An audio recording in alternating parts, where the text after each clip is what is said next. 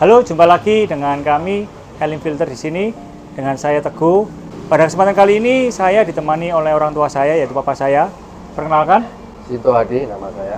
beliau ini adalah pakar juga punya bidang pengalaman di filter air yang lebih dulu daripada saya. Kali ini kami akan membahas sistem filtrasi atau sistem air yang baik dan bagus untuk rumah. Bagi teman-teman yang sedang membangun atau yang sedang memperbaiki sistem air di rumahnya, bisa tonton video kami. Jangan lupa subscribe dan tekan tombol lonceng supaya ada notifikasi jika kami upload video baru.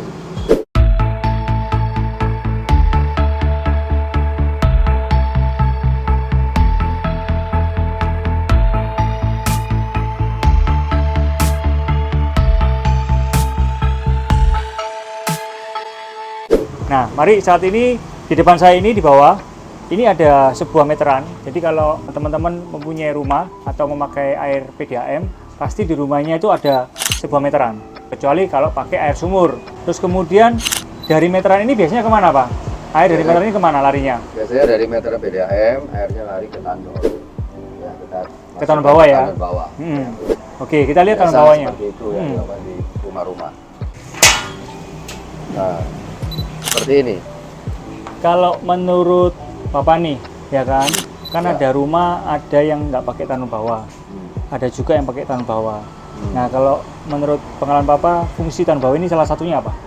Fungsi tandon bawah salah satunya untuk menampung air, yang kedua untuk pengendapan. Ya, jadi air dari PDAM itu biasanya ada kekeruan.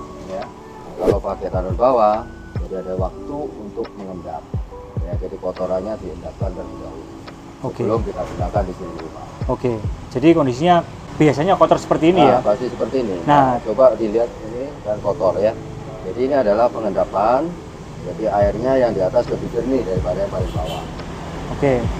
Tapi pengalaman saya banyak sekali juga orang atau customer kita yang menanyakan dia kepingin tandon bawahnya ini tidak mau kotor, sehingga dia mau berencana memasang filter atau housing. Jadi sebelum dari PDAM ini masuk ke tandon bawah, dia memasang housing atau filter air supaya tandonnya bersih. Bagaimana kalau menurut Bapak? Kelemahan atau kelebihannya apa? Jadi pemikiran untuk filtrasi sudah benar, tetapi tentu filtrasi itu harus ditempatkan di tempat yang tepat. Ya. Kalau ditempatkan di tandon bawah dari PDAM masuk, resikonya filtrasi apa? Baru tandon, itu resikonya adalah tekanan PDAM kan tidak besar, kebanyakan selalu lambat, jadi akan banyak menghambat masuknya laju air. Laju air. Kedua, filtrasi yang digunakan pasti lebih cepat kotor.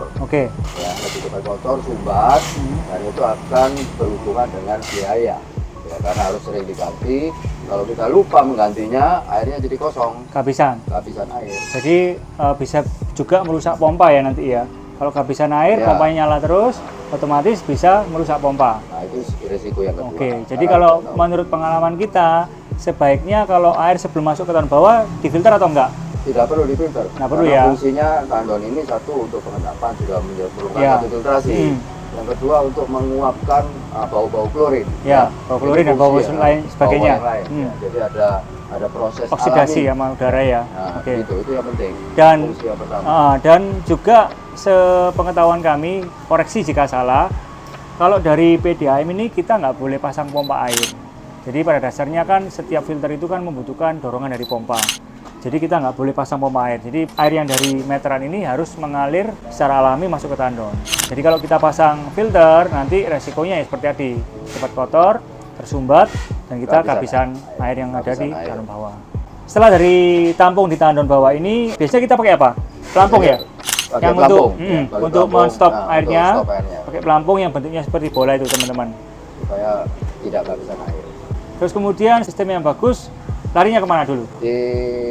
Menggunakan pompa ya untuk menghisap, kemudian dilarikan ke tandon atas rumah. Ya, fungsinya demikian. Jadi kalau menggunakan pompa, sebaiknya footclap-nya itu kira-kira 10 cm dari dasar, supaya tidak menghisap kotoran yang di bawah. Footclap yang untuk hisap airnya yang bawah itu ya? Dan ukuran pompa harus disesuaikan dengan kedalaman tandon dan ketinggian tandon yang atas. Jadi spek pompanya juga perlu diperhatikan ya. Jadi teman-teman dari tandon bawah ke pompa itu berapa meter? Terus kemudian dari jarak pompa kan pasti dorong ke rumah atau ke tandon atas berapa meter. Jadi harus sesuai. Kalau nggak sesuai resikonya tidak akan naik airnya. Terus kemudian laju airnya jadi pelan ya. Jadi pelan karena Oke. jarak tekan ke atas jadi tidak mampu mencapai tandon di atas. Oke. Ya. Nah kalau kita di sini pakai pompa apa Pak? Nah di sini kita menggunakan pompa. Nah, merek-merek pompa ada banyak macam di toko dijual ya. Nah kebetulan kita di sini memakai pompa stainless, jadi kapasitasnya cukup besar. Jadi sistemnya kita hisap dari tandon bawah yang tadi, masuk ke pompa, dan kemudian kalau teman-teman nggak pakai filter biasanya langsung ke tandon atas. Tapi kebetulan kita di sini menggunakan satu unit tabung filter air seperti ini. Nah kalau tabung ini fungsinya seperti apa? Tabung ini fungsinya untuk menyaring kotoran-kotoran yang masih tersisa di dalam kandungan air, ya, untuk dinaikkan ke tandon atas. Termasuk sedimen ya, bisa nyaring sedimen ya. Sedimen semuanya dilengkapi, dibersihkan, ya, dihambat di filter ini. Terus kelebihan pakai tabung FRP ini apa? Kelebihannya banyak, ya. Jadi dia bisa membersihkan kotoran dan perawatannya lebih gampang, ya, karena hanya pakai 3 arah saja ya. Jadi kalau mau backwash tinggal diputar ini ya? Ya, backwash diputar saja, kemudian di rinse, kemudian di filter. Ya. Oke. Caranya mudah sekali. Teman-teman kalau di rumah pakai tabung ini jangan lupa sistem pipanya diperhatikan, ya kan? Meskipun pakai filter ini kita ada jalur backwashnya. Jadi seumpama nih kita melakukan perawatan atau penggantian media di tabung filter ini, maka airnya tetap kita bisa pakai alirkan ke atas.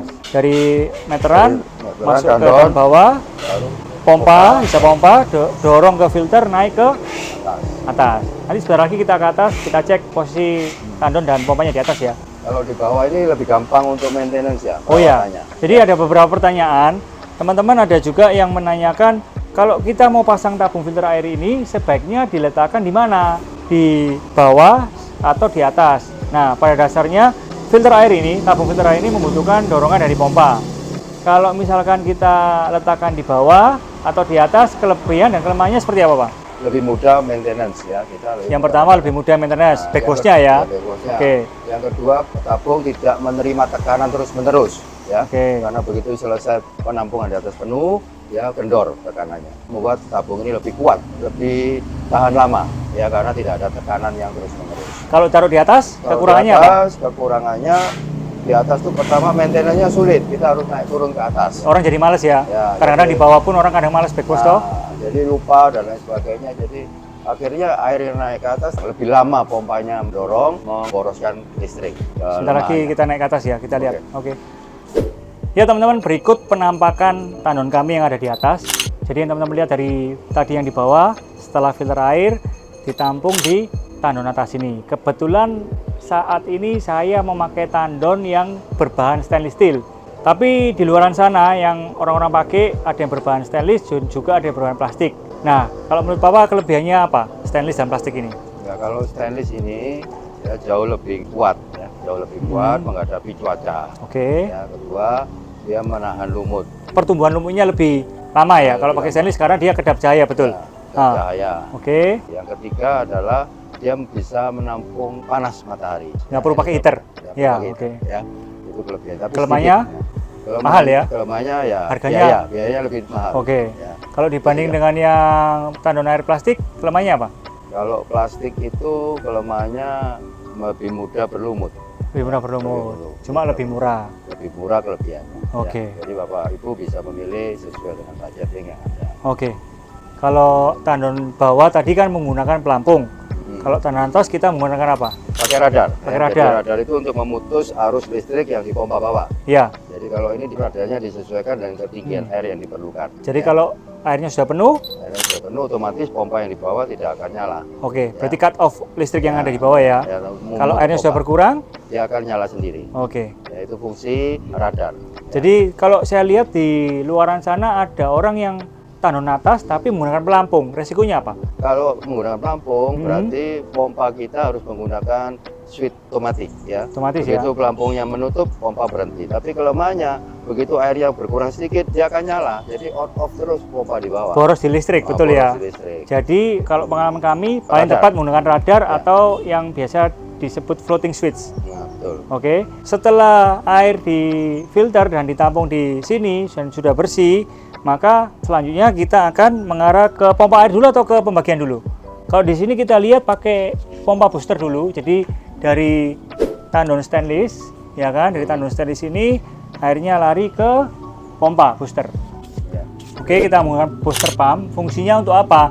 Fungsinya untuk mendorong air dari atas menuju ke bawah. Terus kemudian kalau teman-teman lihat itu kan ada stop kontak tuh. Yang dalam ada stop kontak pompa. Kalau teman-teman pakai pompa atas, pompa booster, teman-teman jangan lupa bikin stop kontak dan taruh saklar di bawah. Jadi fungsinya apa? Fungsinya untuk mematikan aliran listrik dari stop kontak tersebut. Kalau misalkan nih, sehari-hari pada waktu senggang kita nggak pakai air yang terlalu banyak, jadi kita matikan pompa boosternya. Tujuannya untuk menghemat listrik ya, betul ya Pak? Jadi menghemat Tujuan listrik. booster pump ini adalah untuk menambah tekanan. Menambah Bila tekanan. mana diperlukan. Mm-mm. Kalau tidak memerlukan, misalnya Bapak Ibu menggunakan untuk cuci mobil, tekanan kurang Mandi. keras, mandi kurang Ya. keras, air panas, jadi gunakan booster pump. Ya, kalau tidak memerlukan tekanan yang besar, matikan saja. Pompanya ya, Nah, dengan gravitasi dia turun ya. otomatis hemat listrik ya. Menghemat listrik. Oke. Jadi ini sebagai satu cara alternatif. Oke, habis dari booster pump larinya ke sini. Nah ini ada tabung yang besar, ini fungsinya untuk apa Pak? Ini untuk pembagian ke rumah. Kalau rumah tingkat itu ada perbedaan-perbedaan gravitasi air ya. Jadi perlu dipisahkan supaya sumber air itu turunnya tidak berebutan. Betul. Jadi untuk lantai atas, lantai 2, lantai 3, jadi ada pemerataan. Iya, betul. Ini penting. Ya, jadi pengalaman saya yang di rumah saya itu kan beli dari developer, sistem airnya kurang tepat. Jadi pada saat kamar mandi ART itu airnya dinyalakan penuh, maka kamar mandi saya nggak kebagian air. Jadi itu yang teman-teman kalau bikin rumah atau membangun sebuah rumah, perhatikan jalur pipanya atau jalur instalasi ininya, air turun ke bawahnya, betul. Nah seperti ini kan kita bagi nih. Ini contoh, seperti ini pipa yang satu untuk air yang bagian depan. Kemudian ini untuk kamar mandi, ya kan, yang belakang untuk kamar mandi kantor. Jadi kalau kita bagi seperti ini, airnya nggak rebutan. Jadi flow-nya bisa rata ya. Bisa merata. Oke. Bisa merata. Ya. Ya itu yang penting supaya tidak berebutan air. Oke. Terus kemudian kira-kira apa lagi tambahkan?